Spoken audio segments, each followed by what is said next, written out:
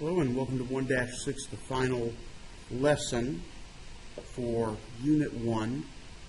We're going to talk today about inverse functions. An inverse function is a function that basically you take the x and the y of your equation, swap them, and then solve for y again. Our first example,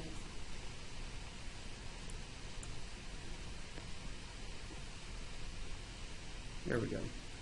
Find the inverse function of f of x equals 4x, and then verify that f of the inverse of x and the inverse of x of f of x are equal to identity functions. Basically what that's saying is, what is the inverse function of 4x, and then verify that when you plug it in for x, that you get x back, and vice versa. So the function f multiplies each input by 4. To undo this, the inverse of this would be to divide it by 4. So the inverse function of 4x is x over 4. Another way to do that is to say y equals 4x and change it to x equals 4y, and then divide by 4 to solve for y. So verifying that they both equal x, which is your identity function, you will basically need to plug in x over 4 within the equation 4x and 4x in the equation of x over 4. So notice on the first one I plug the inverse function into the original function, and on the one on the right I plug the original function into the inverse function. By doing that, I verify that they both simplify to x, therefore they are properly an inverse function. So an inverse function, its definition.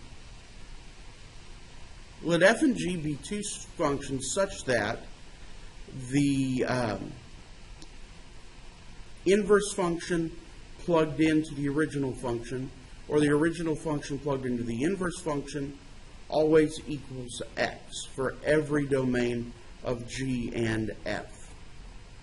So no matter what, when I plug in the inverse function in for the original function and the original function into the inverse function, like I just did in the previous example, it will always equal x. Under these conditions, the function g is inverse of f. It is denoted by f inverse, or f to the negative 1. We read it as f inverse. And the domain must be equal to the range. The domain of the original function must be equal to the range of the inverse function, and the range of the original function must be equal to the domain of the inverse function.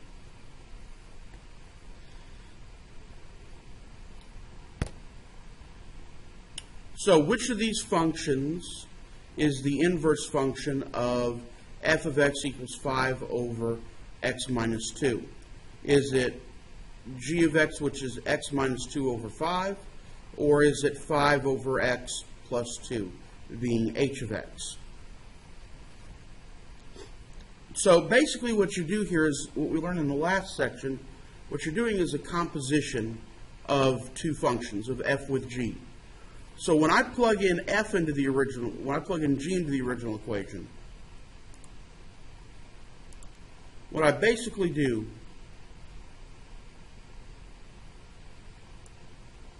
is I take my equation and I'm going to plug that inverse into the original function, which means here, where I'm highlighting, that would normally be x on the first function. That would be f of x. That would be 5 over x minus 2. I take my inverse function and I'm going to plug it in there. When I do that, I get 5 over x minus 2 over 5 minus 2. When I do the math, I get 25 over x minus 12. That's what it simplifies to. It did not simplify to x, therefore it is not correct. Because the composition is not equal to the identity function x, g is not an inverse function of f. However, when I plug in h, now I'm plugging in this one right here, and I'm plugging it in down here. So I get 5 over x plus 2 minus 2, which then the 2's cancel out, and I get 5 over x, and that reduces to x. So therefore you could say that h is the inverse function of f, because it equals the identity function.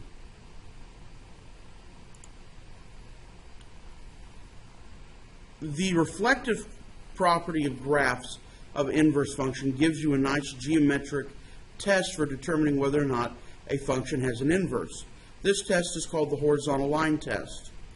The horizontal line test of function f has an inverse function if and only if no horizontal line intersects the graph at more than one point. Remember, we had a vertical line test for just functions in general, and the line or your pencil couldn't touch the line on the graph more than once. Well, the same is true for inverse functions.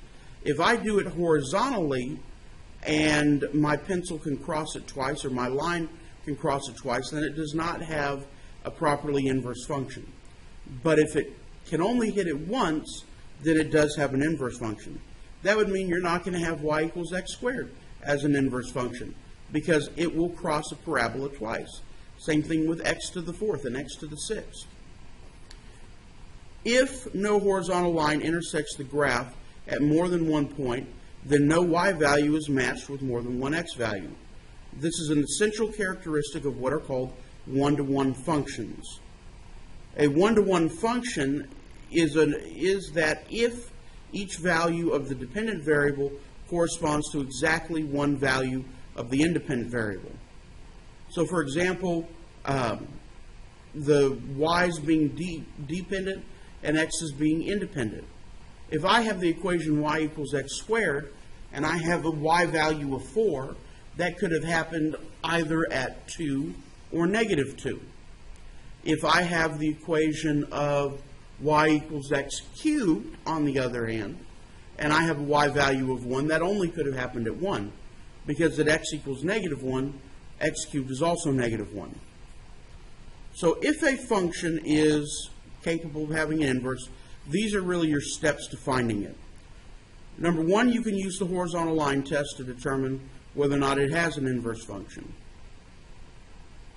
Take your function that's in f of x notation and just change it to y equals.